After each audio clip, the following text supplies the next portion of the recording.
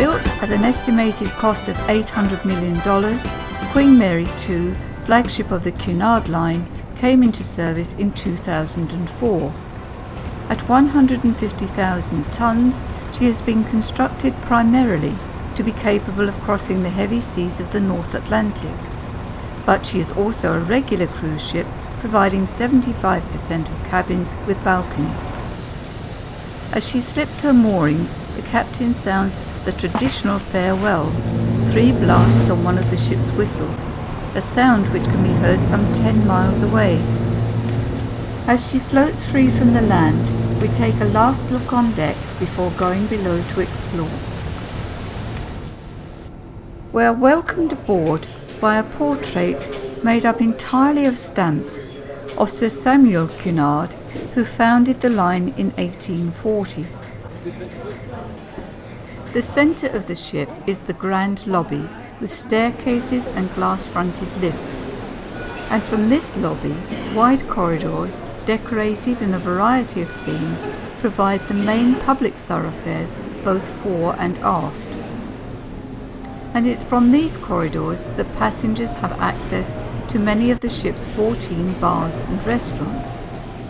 Here, in the Golden Lion pub, you may think you have not even left land, because just like your local at home, there is draft beer, pub grub and sport on the television. If a pub is not quite what you want, have a look at the chart room. This is altogether more restful. With a pianist playing in the background, it's ideal for meeting up with friends. Sir Samuel crops up again, this time in a small coffee bar bearing his name. If you're looking for somewhere to celebrate a special occasion, or if champagne is your favourite tipple, the Champagne Bar is a high-class venue just waiting for your custom. Let's return to the grand lobby now and go up in one of the glass-fronted lifts. This takes us to one of the most frequented areas of the ship, the King's Court self-service Lido. Food is served in here 24 hours a day and the dishes are changing constantly.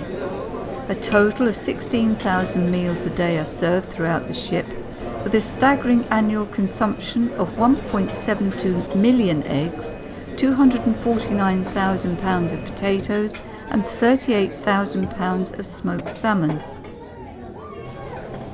Passing on from the King's Court, we reached the Winter Garden, which can usually be a quiet place to relax.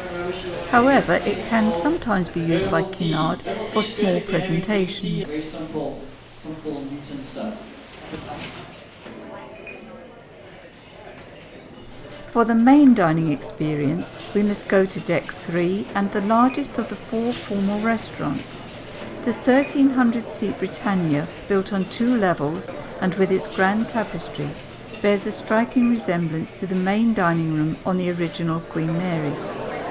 The staircase allows ladies to make an impressive entrance on formal dining nights. We move on now to the Queen's Room, claimed by Cunard to be the largest ballroom at sea. And here a well-attended line dance class is in progress.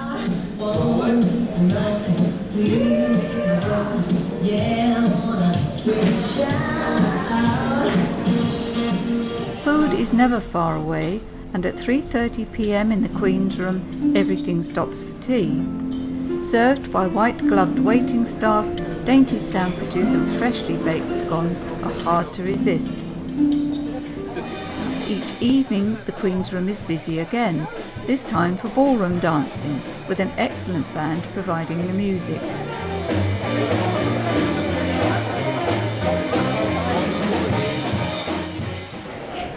When in port, the ship's Royal Court Theatre is often used for local entertainers coming on board, as we see here with the Maoris.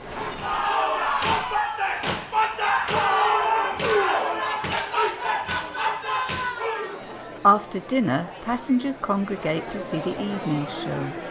This is likely to be a 45-minute cabaret act, or perhaps the resident company of singers and dancers with a Broadway-style production.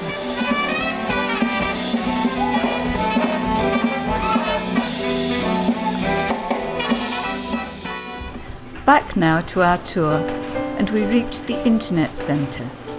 Here, passengers can send emails from almost anywhere in the world, and an onboard IT specialist provides tuition if requested.